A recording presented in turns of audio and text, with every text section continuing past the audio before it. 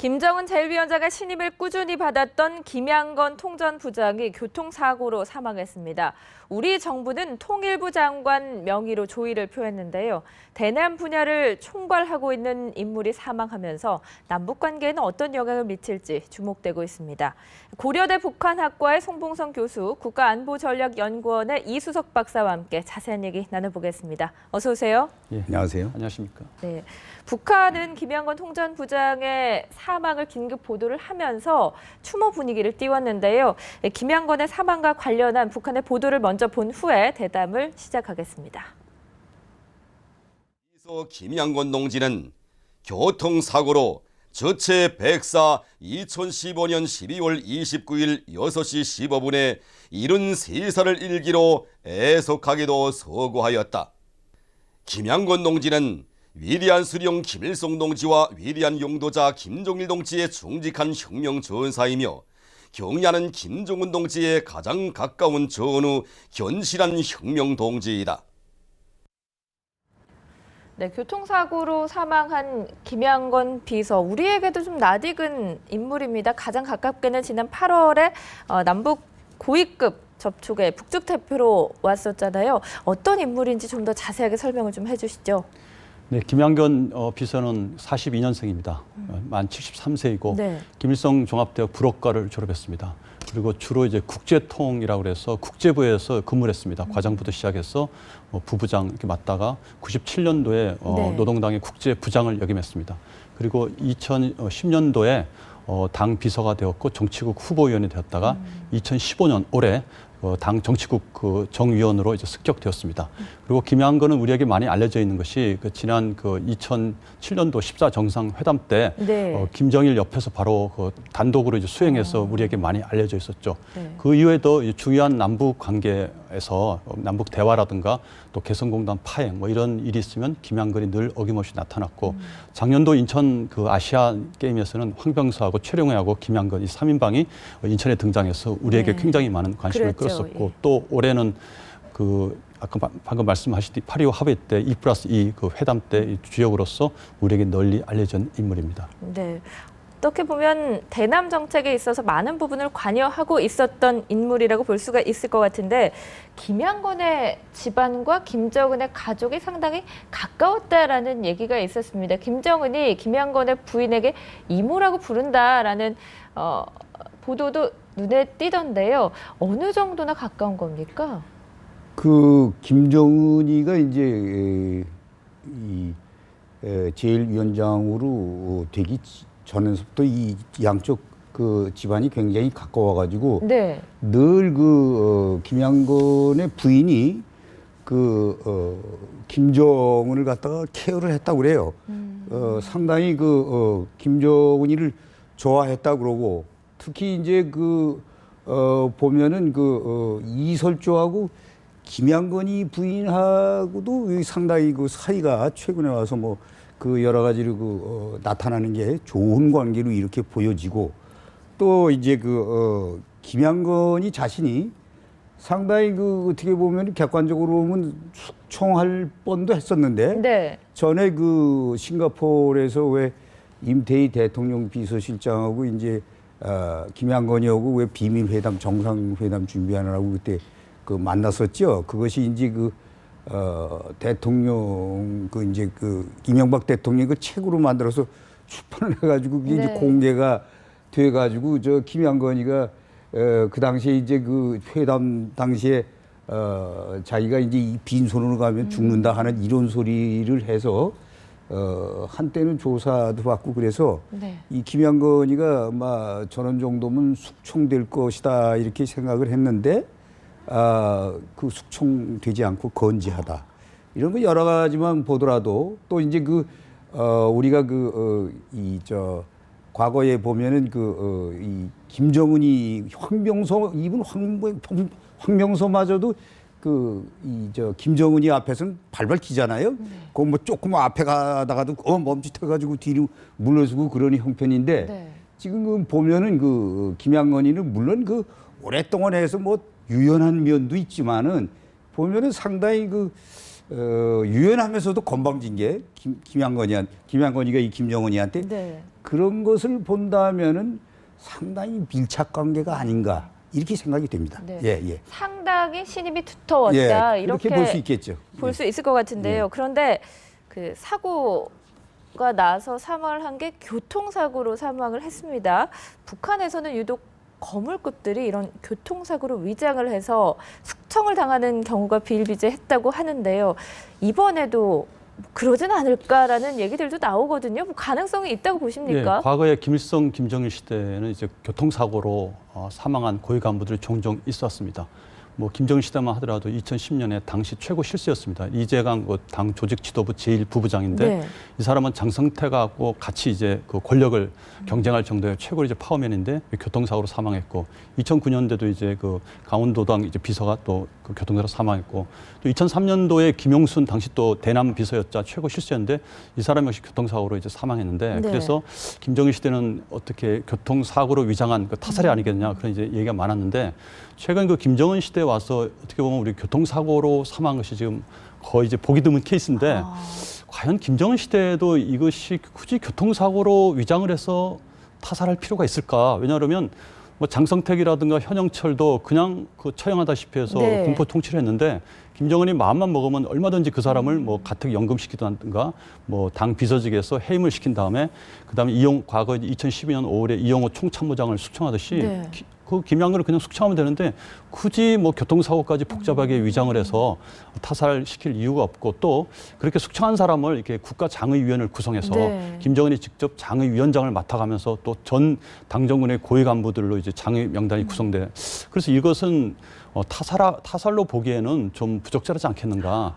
아마 그 새벽에 6시 네. 15분에 사망했다고 하니까 김정은의 호출을 받고 급히 가다가 혹은 그 전날에 좀 술을 먹고 뭐 파티라든가 네. 술을 먹고 아침에 본인이 직접 가다가 운전하다가 이 교통사고 나지 않았을까 하는 그런 생각을 해봅니다. 네. 위장사고의 가능성은 좀 낮아 보인다라는 분석이신데 교수님은 어떻게 보십니까? 그래서 지금 아주 뭐 잘 분석을 해 주셨는데 네. 그런 일면도 있고 또 이제 과거의 그 예를 보면 그 특히 이제 그 망경대 책임비서였던 김영룡이라고 있어요. 이 사람은 북한의 그 평양시당 위원장 했던 강현수의 둘째 아들이었었어요. 네. 이 친구가 이제 그 주울온천 가다가 교통사고로 사망을 했다고 이렇게 대외적으로 발표했거든요. 네.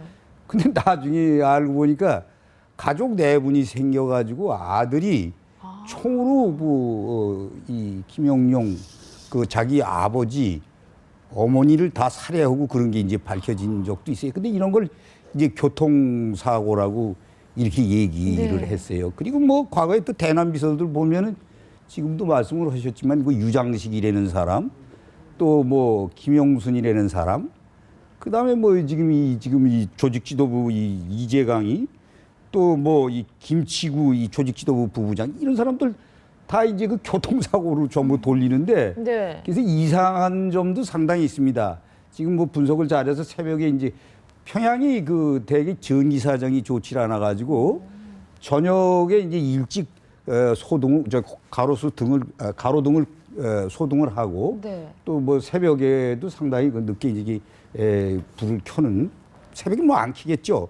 그런 정도로 해가지고 평양 시내가 위성에서도 보면 어둡잖아요. 네. 근데 이제 여기서 뭐 지금 얘기한 대로 술 먹고 또 이제 운전하면 그런 사고도 충분히 있을 수 있죠. 전에 그 이집트에 있는 외교관이 한 사람이 이제 그 평양에 가서 러시아 여자들하고 술 먹고 네. 그러니까 그 평양엔 차가 없지 않습니까? 네네. 그냥 뭐 최고 속도로 그냥 젊은 사람이니까 기분 내 가지고 달리다가 그게 뒤집혀져 가지고 그 여성들은 죽고 이 친구는 중상을 입어 가지고 그 봉화병원에 입원을 해 가지고 그 한 석 달 동안 입원했는데 이거를 그 김정일 지시로 특별히 뭐 이렇게 이걸 치료를 시켜줘라 하는 그런 네. 일도 있습니다. 아니 평양 내부가 그 보면은 그 우리하고는 좀 다르죠. 하여튼 그런 그 여러 가지가 좀 다른데 어쨌든 지금 봐가지고는 아직은 무슨 이게 교통사고로 보여지긴 하지만 네. 또 아까 그런 그 김용룡이 뭐냐고는 또 다른 뭐가 있을 수도 있겠죠. 이 또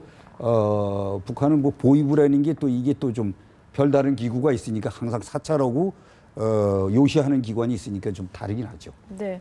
그 사고의 정황은 전혀 알려지지 않았고 그냥 교통사고라고만 얘기가 나오고 있는 상황인데 그런데 73세의 인물이 그 새벽에 혼자 운전을 하고 갔을까요? 경우가 이루어지지 않습니까? 과거 김정일 시대 같은 경우는 네. 본인이 직접 운전하는 경우가 많았습니다. 그러니까 고위 간부들이 직접 운전했는데 왜냐하면 김정일이 이제 파티를 한다고 할 때는 운전기사를 절대로 대동하지 못하겠습니다. 그래요. 그래서 당 고위 간부들은 직접 차를 몰고 네. 김정일이 오라고 하는 그 장소까지 가야 됩니다. 이것은 이제 북한에서 이제 탈북한 고위 인사들이 증언입니다. 그래서 네. 그걸 본다면 아마 그 김정일 시대에는 그래서 손수 운전하다가 이제 사고가 난 경우가 굉장히 이제 많았다고 볼 수 있고 김정은 시대에는 김정일이 파티를 그렇게 좋아하지는 않는다고 이제 생각이 됩니다. 왜냐하면 아버지 김정일 시대는 많은 파티를 해서 네. 여러 가지 좀 뭐 약간은 좀 복잡한 그런 이제 유흥 문화에 좀 익숙해졌다면 김정은은 그런 것을 굉장히 싫어한다는 그런 이야기가 있습니다. 왜 아버지의 그 사적 생활에 대한 어떤 불만, 네. 그래서 자기 어머니가 제대로 이제 부각되지 못했다는 고영이가 제대로 부각되지 못했다는 데 불만이 있어서 김정은은 그래서 젊은 나이에 비교적 김일성, 김정일과는 다르게 자기 젊은 부인을 이설주를 공개했습니다. 공개하면서 늘 같이 다니고 그래서 가정적이면서 굉장히 자기는 이제 부드러운 지도자라는 네. 이미지를 가졌고 그렇기 때문에 그 뭐 파티 같은 것을 잘 하지는 않는다 그런 이제 얘기가 들어오는데 만약에 그 김양경 같은 케이스가 아마 김정은이 불러서 파티를 했다면 뭐 김정일 시대에 그런 많은 간부들이 모여서 하는 게 파티라기보다는 아마 그 1월 1일 날 그 신년사도 있고 또 네. 당 창건 그 7차 당대회 준비도 있고 아마 그래서 아마 28일 날이나 27일 이 정도 해서 연말 어떤 뭐 송년회 겸해서 이제 가볍게 이제 술 한잔을 하면서 이런저런 얘기를 나눴고 그래서 아마 새벽까지 하다가 돌아가면서 아마 본인이 직접 운전해야 되니까 가다가 이제 교통사고가 나지 않았을까 그렇게 추정을 해봅니다. 네. 여러 가지 추정들이 나오지만 이제 뭐 정확한 게 발표가 된 게 없기 때문에 우리가 추정을 해볼 수밖에 없을 것 같은데요. 일단은 김양건의 장례를 치를 장의위원회가 신속하게 꾸려졌습니다. 어떤 인물들이 포함이 됐는지 화면을 통해서 확인해 본 후에 계속해서 대담 이어가겠습니다. 김양건 동지의 장의식을 국장으로 한다. 국가장의위원회를 다음과 같이 구성한다. 위원장 김정은, 위원 김용남, 황병서, 박봉주, 김기남, 최룡예, 최태복, 네, 들으신 대로 김정은 제1위원장이 위원장을 맡았습니다. 그런데 그럼에도 불구하고 3일장으로 짧게 치러지거든요. 어떤 이유가 있을까요? 전에 보면은 김일성이나 김정일이 이 백두 소위 그 북한의 정통 리더들은 뭐 대개 그 한 2주 동안 하지 않습니까? 네. 그 사망하고 나서는 장례 기간을 한 2주 동안 갔는데 이거를 이런 비슷한 급에서 좀 비교를 해보면은 전에 뭐 조명록이 같은 경우는 한 일주일 정도를 했어요, 장례 네. 기간을. 그리고 이제 얼마 전에 죽은 호위 사령관 이을설이 그거는 뭐 한 5일 정도, 5일장 정도 그렇게 했는데 지금 요번에 김양건이는 뭐 3일장으로 했는데 이거는 뭐 그렇게 제가 보기에는 장례 기간이 큰 의미는 있을 것 같지 않고요. 그러니까 이게 상당히 백두 이런 혈통들 소위 말해가지고 뭐 리더급은 뭐 오래 하지만은 그러나 그 아래급은 뭐 내게 이제 뭐 3일서부터 뭐 한 일주일 여기서 왔다 갔다 하니까 그렇게 뭐 큰 의미가 여기 있다고는 보여지지 않습니다. 네. 예. 기간의 문제보다는 오히려 어떤 식으로 장의위원회가 꾸려지고 어떤 식으로 장례가 치러지는지 이 부분에 집중을 해봐야 되는 건가요? 예, 그렇죠. 그러니까 지금 조금 아까 이제 이 박사께서도 말씀을 하셨지만 장의 구성이 이제 김정은이가 역시 장의위원장이 되는 거를 보니까 상당히 김양건이가 이제 중요한 인물이라는 네. 거는 분명하다는 사실이죠. 예. 그리고 여러 인물들 중에서 눈에 띄는 인물이 바로 최룡해입니다. 최룡해는요, 얼마 전까지만 해도 지방 협동농장에서 교육을 받고 있다, 뭐 이런 얘기들이 들려왔었는데 저게 당당히 이름을 올렸네요.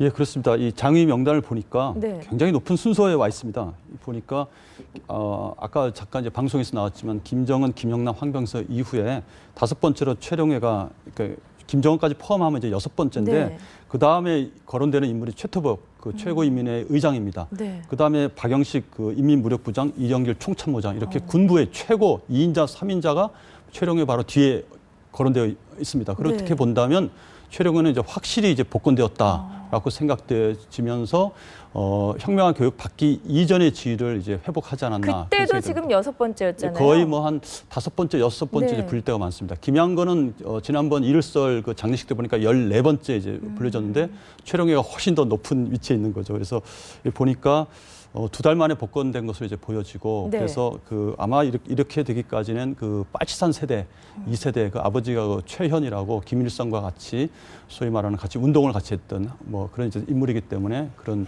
북한에서 말하는 백두혈통 다음에 아주 집안 좋은 그런 혈통의 네. 배경이 되었을 것이고 또 하나는 이 김양건이 사망함으로써 김양건이 사실은 뭐 국제비서의 어떤 역할도 좀 맡고 있다는 그런 이야기도 있는데 최룡해에게 어떤 모종의 책임 있는 자리를 주려고 하는 것이 아닌가. 다시 말해서 김정은으로서는 이제 믿을 수 있는 사람은 역시 자기 할아버지, 아버지와 같이 활동했었던 인물, 네. 또 그 굉장히 배경이 좋은 믿을 수 있는 그 집안의 아들인 최룡해에게 어떤 그 중책을 맡기지 않겠는가. 그리고 또 이렇게 본다면 2달 만에 복권된 것을 보면 이 최룡해가 뭐 숙청이라든가 혁명화 교육을 받고 있다고 했는데 그 정도가 굉장히 심하지 않고 경징계 정도의 그 어떤 견책이라든가 이 정도 받지 않았을까. 그래서 이렇게 쉽게 복권이 되지 않았나 생각이 됩니다. 그렇다면 어떤 김양건의 죽음도 최룡해의 빠른 복권에 영향을 좀 미쳤다라고 볼 수 있는 겁니까? 예, 그렇게 충분히 그건 가능성이 있습니다. 그동안 이제 김정은 주변에서 좀 젊은 세대, 이 앞에 최룡해 앞에 있는 그 김기남이라든가 김영남 이런 분들은 다 80대입니다.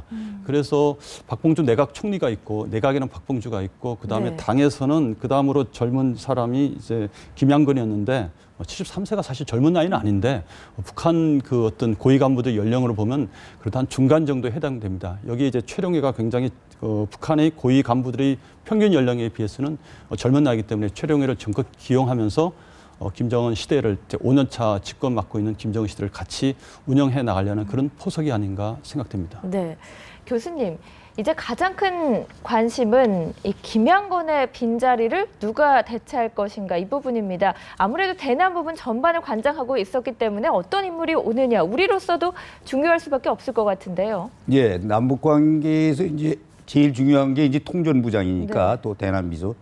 여기 지금 보면은 그 부부장 원동현이가 있고 이제 부부장 이 아태 위원장 부위원장 맹경일이가 있어요. 네. 이 두 사람이 거의 한 40년 동안 이제 그 대남 부서에서 근무를 했는데 이 사람들이 이제 뭐 후계자설을 많이 주장을 했어요. 근데 이제 이게 직급으로 보면은 네.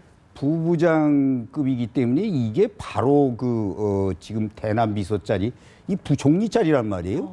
여기에 오른다는 것은 상당히 조금 힘들지 않겠나. 그래요. 그래서 제가 보기에는 네. 뭐 그 전에도 뭐 전금진이나 뭐 통전부에 뭐 몇십 년 다 그렇게 이제 헌 사람들이 이 박영수다 뭐 이런 사람들이 통전부장에는 뭐 오르지 않았지만은 네. 그러나 이제 이 구도 상황을 보면 아까 그 최룡해 같은 사람, 이 최룡해는 중국 통이란 말이에요. 네. 그리고 또 대외적으로도 전에 보면 러시아도 보내고 김정은이가 굉장히 신임을 한단 말이에요.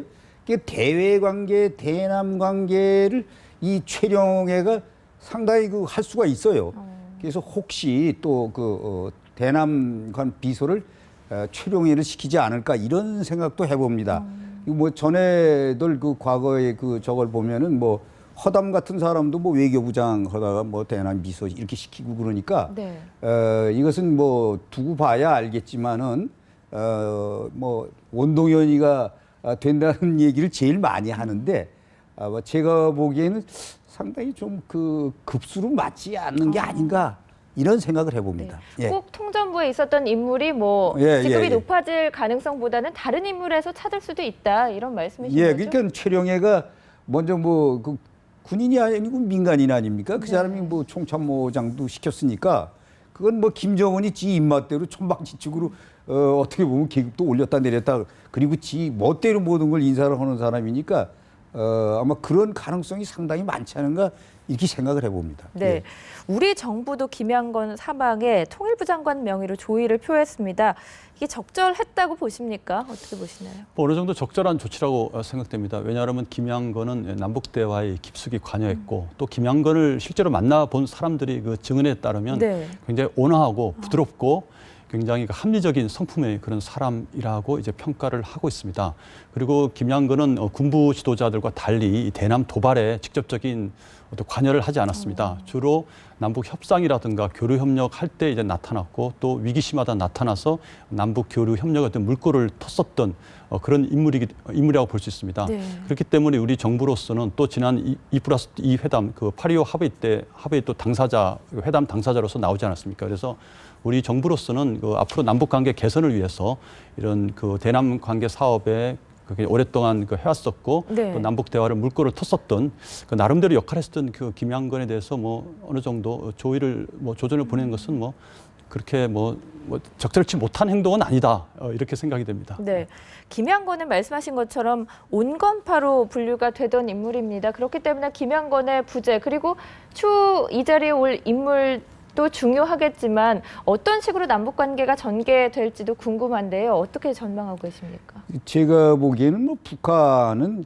거기에 그 어떤 인물이 뭐 왔다고 그래서 대남 정책이 확 변하거나 그러지는 않거든요. 그래요. 여태까지 뭐 우리가 그 남북한이 갈라져서 이렇게 보면은 거의 그 대남 정책은 뭐 거의 일관성 있게 우리가 뭐 정부가 바뀌면 그냥 다 모든 강요가 바뀌어가지고 상당히 변화가 많지 북한은 거의 뭐 대남 정책이 그대로 유지됐으니까 그 우리가 지난번에 8.25 합의 때도 보면은 네. 그 저쪽이 뭐 2+2 때 그 회담 때 보면은 북한은 일일이 김정은이 저쪽에다가 뭐 그때 보면은 가서 직접 가서 물어서 뭐 보안 때문에 와서 물어가지고 와서 또 얘기했다는 이런 설까지 있지 않습니까? 그래서 아무래도 제가 보면은 뭐 대남 정책이 큰 변동은 없을 테고 다만 이제 지금 북한이 7차 당대를 앞두고 있지 않습니까? 네. 내년에. 그래서 이제 그런 걸 앞두고 이제 아무래도 대남 유화 정책을 해야 또 그 주변국으로부터 여러 가지 중국이나 뭐 이런 데서 자기네들 뭐 원조라도 받을 수 있고 뭐 그다음에 이제 여러 가지 남쪽에서도 민간 교류도 좀 이렇게 해야 달러도 들어오고 그럴 수 있는 그런 형편이니까 제가 보기에는 강경 정책은 내년에 조금 이제 어렵지 않겠나. 뭐 핵 도발이나 뭐 미사일 도발 같은 거 이런 네. 도발은 물론 그것도 아마 조금 자제하지 않을까. 중국이 굉장히 상당히 거기에 대해서 견제를 하니까. 그래서 뭐 대남 정책에 큰 변화는 없으리라 이렇게 생각이 됩니다. 네. 두 분 말씀 여기까지 듣겠습니다. 고려대 북한학과 송봉선 교수, 국가안보전략연구원의 이수석 박사와 함께했습니다. 고맙습니다. 감사합니다. 네, 감사합니다.